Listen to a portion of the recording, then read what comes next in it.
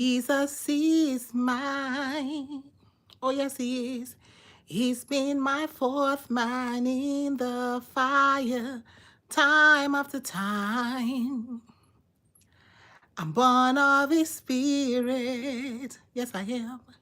And washed in his blood. Oh, and what he did for me on Calvary is more than enough. So I trust in God, my Savior, the one who will never fail. He will never fail. Yes, I trust in God, my Savior, the one who will never fail. He will never fail. Oh, I trust in God, my Savior, the one who will never fail.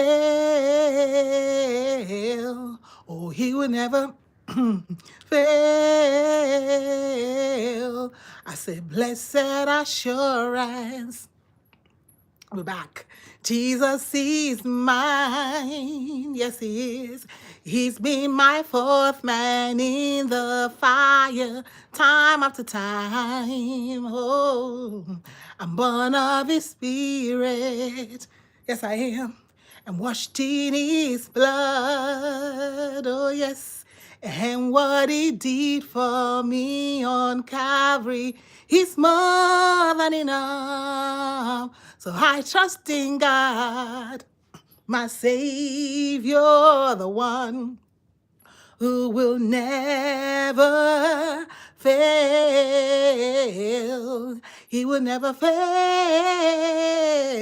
Oh, I trust in God, my Savior, the one who will never fail. He will never fail. Put your trust in God. The scripture says that they that trust in the Lord shall not be ashamed. Amen. So, how you doing? Cold, snowy day, whichever one is yours. I pray that the Lord keep everybody safe. I see you. Hey, hey, I see you. Welcome, welcome, guys. Welcome, everybody. Welcome. So, listen, betrayal. Betrayal is real. And we got to go to the scriptures because I tell you, the scripture tells us everything. The scripture prepares us. So nothing is like, oh, I didn't know that was coming. No. The scripture tells us, there's one key thing the scripture tells us. He says that your enemies will be those of your household. You know, betrayal, anybody can betray anybody. You know, sometimes it doesn't really matter who betray you. But the ones that really pains the most is the one that is in your house.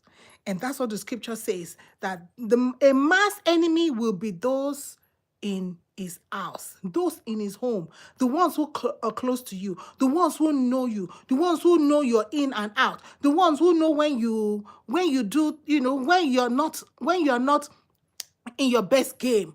They are the ones. So guess they are the ones that can betray you easily.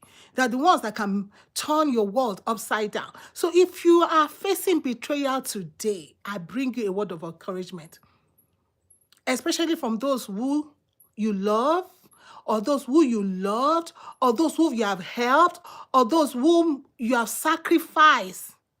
You know, you have done things for people out of your heart. Listen, have they betrayed you?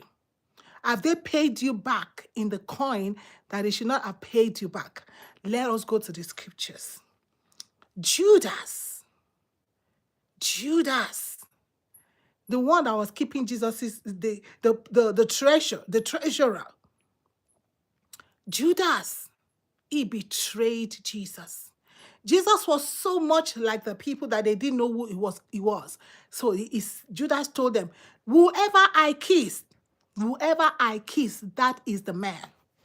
That is how close Judas is. So a mass enemy are those of his household. But you know what? Let me even bust your bubble here. Let me bust your bubble. You know, sometimes those betrayal, you know, God is such. I don't even know what to say about God. God is not is not phantomable.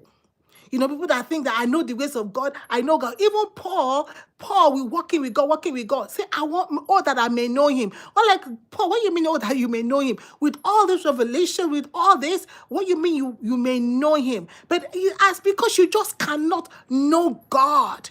You just cannot phantom God. You just cannot think God through. Like, oh, I know the 5 ways to reach God. I know the things that you will do that God will move for you. Hello? Once you can know the things that I can do that God will move for me, then God is no more God. That means you can play God as a card. And God is still God. Sovereign. Sovereign. We cannot know God, so to know how to turn on his button, turn off his button. Oh, there's going to be a healing service today and there'll be healing. How you know that? How you know that is going to happen? How you know that? We're going to trust God to heal his people. So let's go back to God. You know, sometimes those betrayals, busting your bubble, those betrayals may just be orchestrated by God. Let me give you an example. Judas.